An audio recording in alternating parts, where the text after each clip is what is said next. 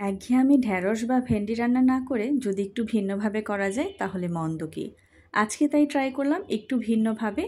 গরম ভাতের সাথে যা জমে যাবে রান্না করেছি সর্ষে বাটায় ঢ্যাঁড়স। আসসালামু আলাইকুম, আমি আতিয়া নারায়ণগঞ্জ থেকে।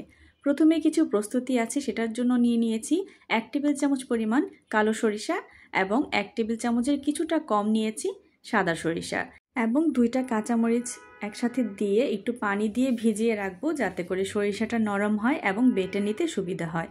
যখন একটু ভিজে যাবে 10-15 মিনিট পর এটাকে আমি শিলপাটায় বেটে নিয়েছি, তবে বাটানোর সময় সামান্য একটু লবণ ব্যবহার করেছি। সরিষাটাকে একটু ভালো মতো ভিজিয়ে নিব। এবার চলে যাচ্ছি ঢ্যাঁড়সটাকে রেডি করতে। কচি দেখে কিছু ঢ্যাঁড়স নিয়ে নিতে হবে এবং যে বড় সাইজের ঢ্যাঁড়সগুলো থাকবে সেটাকে আমি কেটে অর্ধেক করে নেব এবং যেটা ছোট থাকবে সেটাকে আমি মাঝ বরাবর আর কেটে ছোট করব না, একটু বড় বড় করে এটা করব। ঢ্যাঁড়সটাকে মাঝ বরাবর কেটে নিয়েছি এবং চারপাশে একটা ছুরির সাহায্যে এরকম দাগ টেনে দিচ্ছি। এতে করে ভেতর পর্যন্ত মশলা যাবে এবং খেতেও হবে সুস্বাদু। যদি পোকা থাকে এভাবেই কিন্তু দেখা যাবে ঢ্যাঁড়সটা পরিষ্কার অথবা পোকা আছে কিনা। সবগুলো ঢ্যাঁড়স এভাবে কেটে নিয়েছি। যেই ঢ্যাঁড়সগুলো ছোট ছিল সেগুলো কিন্তু আমি ছোট করে কেটে নিইনি, ওগুলো লম্বা রেখেছি। ঢ্যাঁড়সের মাথার অংশটা এবং নিচের অংশটা ফেলে দিয়েছি। প্যানের মধ্যে এবার সামান্য কিছুটা তেল দিয়ে চুলায় বসিয়ে দিয়েছি এবং তেলটা যখন গরম হয়ে যাবে সেই পর্যায়ে দিয়ে দিচ্ছি কেটে রাখা ঢ্যাঁড়সগুলো। প্রথমে ঢ্যাঁড়সগুলো কিছুক্ষণ ভেজে নেব। ঢ্যাঁড়সগুলো দিয়ে এখানে হালকা একটু নেড়ে চেড়ে কিছুটা গুঁড়া মশলা ব্যবহার করব, এখানে লবণ আর সামান্য একটু হলুদের গুঁড়া দিয়ে ঢ্যাঁড়সগুলোকে ভেজে নেব। তবে খুব বেশি কড়া করে ভাজতে হবে না, হালকা একটু ভেজে নিলেই হবে। সামান্য একটু লবণ এবং হলুদের গুঁড়া দিয়ে ঢ্যাঁড়সটাকে একটু ভেজে নিচ্ছি। চুলার আঁচটা এই পর্যায়ে মিডিয়াম রেখেছি এবং নেড়ে চেড়ে উল্টে পাল্টে ভেজে নিচ্ছি। চুলার আঁচটা মিডিয়াম রেখেই ভাজতে হবে, চুলার আঁচ লো করা যাবে না, তাহলে ঢ্যাঁড়সের কালারটা নষ্ট হয়ে যাবে, দেখতে ভালো লাগবে না। হালকা করে ভেজে নেওয়া হয়ে গেছে, এবার ঢ্যাঁড়সগুলো তুলে নিচ্ছি।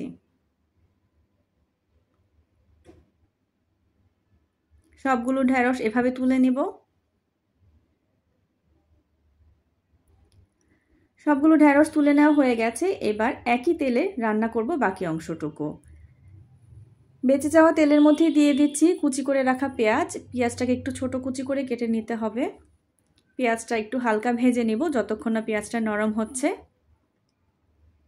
পেঁয়াজটা যখন নরম হয়ে যাবে তখন দিয়ে দিচ্ছি 1/2 চা চামচ পরিমাণ আদা রসুন বাটা। কিছু গুঁড়া মশলা ব্যবহার করব, এখানে দিয়েছি ধনে গুঁড়া 1/2 চা চামচ পরিমাণ, লাল মরিচের গুঁড়া 1 চা চামচ পরিমাণ, হলুদের গুঁড়া 1/2 চা চামচ পরিমাণ এবং লবণ দিয়েছি পরিমাণ মতো। লবণটা এখানে বুঝে ব্যবহার করতে হবে, কারণ সরিষা বাটার সময় সামান্য লবণ ব্যবহার করা হয়েছে এবং ঢ্যাঁড়সটা ভাজার সময় লবণ ব্যবহার করা হয়েছে। এবার মশলাটাকে এভাবে একটু কষিয়ে নেব চুলার আঁচটাকে লো করে দিয়ে।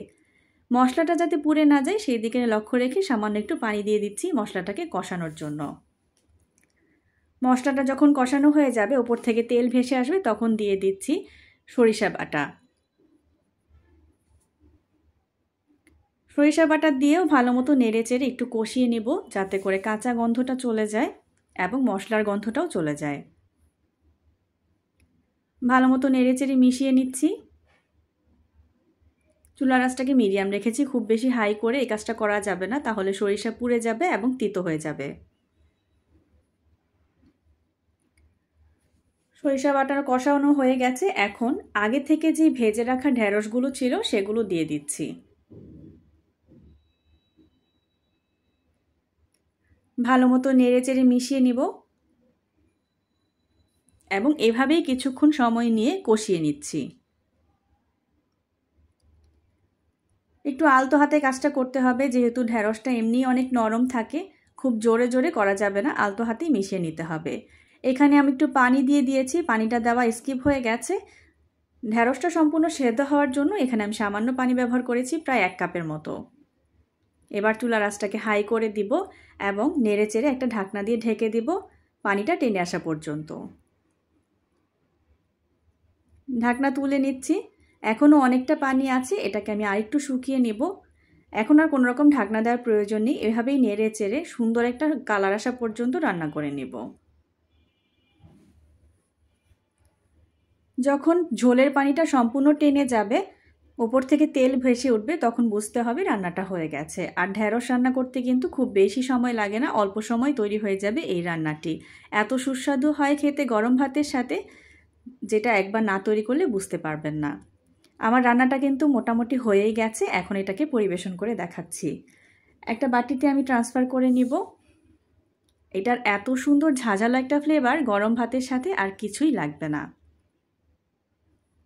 দেখতে যতটা লোভনীয় হয়েছে, খেতেও হয়েছে দারুণ সুস্বাদু। কে কে আপনারা এরকমভাবে রেসিপিটি করে থাকেন আমাকে অবশ্যই কমেন্ট করে জানাতে পারেন। এবার সুন্দরভাবে পরিবেশন করে দেখাচ্ছি সর্ষে বাটায় ঢ্যাঁড়স অথবা ভেন্ডি।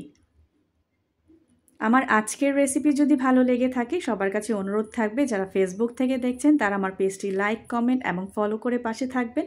যারা ইউটিউব চ্যানেল থেকে দেখছেন চ্যানেলটি সাবস্ক্রাইব করে আমাকে অনুপ্রেরণা দিবেন। সবাই ভালো থাকবেন, সুস্থ থাকবেন। আল্লাহ হাফেজ।